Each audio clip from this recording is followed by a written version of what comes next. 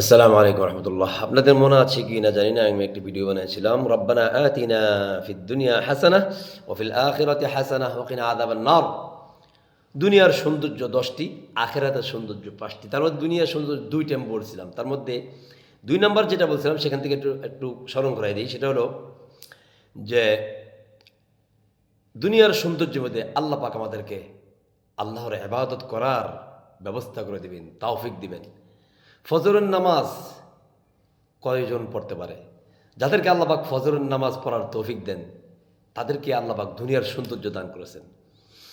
যাদেরকে আল্লাহ পাক কোরআন তেলাওয়াত করার তৌফিক দেন, তাদেরকে আল্লাহ পাক দুনিয়ার সৌন্দর্য দান করেছেন। এটা 2 নম্বরের যেই কথাগুলো আগে বলছিলাম, অনেকগুলো বলছি।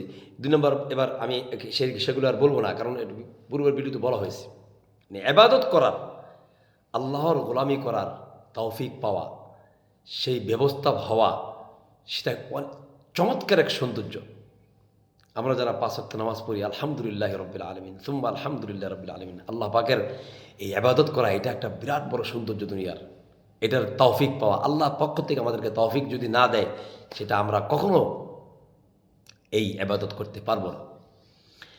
তো এটা বাদ। এখন 3 নম্বরে যে কথাটা বলবো সেটা হলো, 3 নম্বরে দুনিয়ার সৌন্দর্য, এই ইবাদতগুলো করার জন্য যে জিনিসটা প্রয়োজন সেটা হলো হালাল খাবার। আমাদের মধ্যে আল্লাহ আল্লাহ আল্লাহ আল্লাহ আল্লাহ আল্লাহ আল্লাহ পাক ভালো জানেন, আমাদের মধ্যে হারাম থেকে বেঁচে থাকা, হালাল পথে থাকা, হালাল কামাই করা, হালাল রুজি কামাই করে খাওয়া, নিজে খাওয়া, বাচ্চাদেরকে পরিবারদেরকে খাওয়ানো, এটা আল্লাহ পাক ভালো জানেন কতজন পরিবারের মধ্যে আছে জানি না। হালাল খাওয়ার ব্যবস্থা করে দেওয়া আমার আল্লাহর পক্ষ থেকে, এটাও দুনিয়ার সৌন্দর্য। আপনি হালাল যদি না খান, হারাম খেয়ে আবাদত করলেও সেই আবাদতেরও কোনো ফায়দা নেই। এই জন্য হালাল যে আপনাকে আল্লাহ পাক হালাল পথে রাখছেন, হারাম থেকে বাঁচায় রাখছেন, হালাল রিজিক কামাই করতেছেন, এই যে এই হালাল খাবার খাওয়া, হালাল পথে থাকা, হারাম থেকে বেঁচে থাকা, এটা দুনিয়ার চমৎকার একটা সৌন্দর্য। 3 নাম্বার। 4 নাম্বার দুনিয়ার সৌন্দর্য, সেটা হলো আপনার পরিবার পরিজনকে আল্লাহ পাক আপনার আনুগত্য করে দেবেন, আপনার চোখের ঠান্ডা বানায় দিবেন। রব্বানা হাব লানা মিন আজওয়াজিনা ওয়া যুররিয়াতিনা কুররাতা আয়ুনিন ওয়াজআলনা লিল মুত্তাকিনা ইমামা। আল্লাহু আকবার। আপনার পরিবার পরিজনকে, সন্তানাদিকে, সবাইকে আপনার চোখের ঠান্ডাক বানায় দিবেন, মানে চোখের আরাম বানায় দিবেন আপনার জন্য। এটা একটা আল্লাহ পাক নিয়ামত, এটা দুনিয়ার সৌন্দর্য।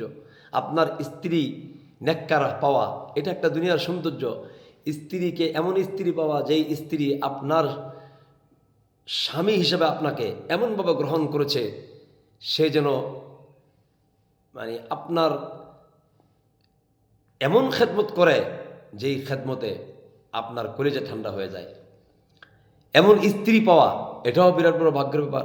নেককার স্ত্রী পাওয়া, আবেদা স্ত্রী পাওয়া, সন্তানদেরকে নেক পথে রাখা, সন্তানদেরকে নামাজির পথে রাখা, দ্বীনের পথে রাখা। আল্লাহুম্মা আসলিহ আওলাদানা, সন্তানদেরকে নেক বানানো। এই যে নেক পাওয়া, স্ত্রী নেককার পাওয়া, স্ত্রী নামাজি পাওয়া, দিনদার পাওয়া, সন্তানদেরকে নামাজি পাওয়া, দিনদার পাওয়া, এটা দুনিয়ার সৌন্দর্য।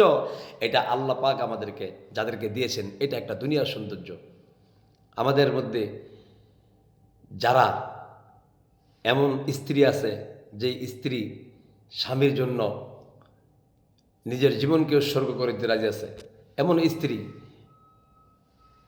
এই ধরনের স্ত্রী যারা পাইছেন, এটা দুনিয়ার সৌন্দর্য। আবার স্ত্রীরও এরকম স্বামী পাইছেন, যেই স্বামী আপনার জন্য কলিজার কি করে রে, অন্তরের ঠান্ডা, মানে আপনার চক্ষু ঠান্ডা হয়ে যায়, শীতল হয়ে যায়, এমন এক স্বামী পাইছেন।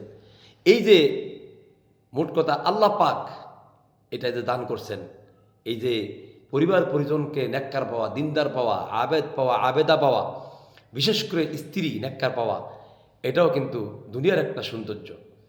আর স্ত্রীরও স্বামীকে নেককার স্বামী পাওয়া, এটাও দুনিয়ার সৌন্দর্য। অতএব এই যে 2টা পদ বললাম, এখানে দুনিয়ার সৌন্দর্য 4টা হয়ে গেল। আরও রয়ে গেছে 6টা।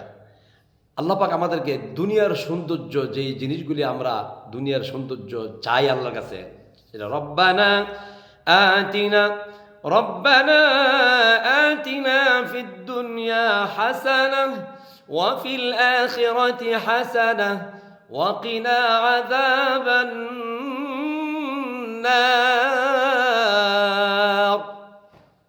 হে আল্লাহ, আমাদেরকে দুনিয়ার সৌন্দর্য দান করো, আখিরাতের সৌন্দর্য দান করো, জাহান্নামের আযাব থেকে আগুন থেকে আমাদেরকে মুক্ত করো।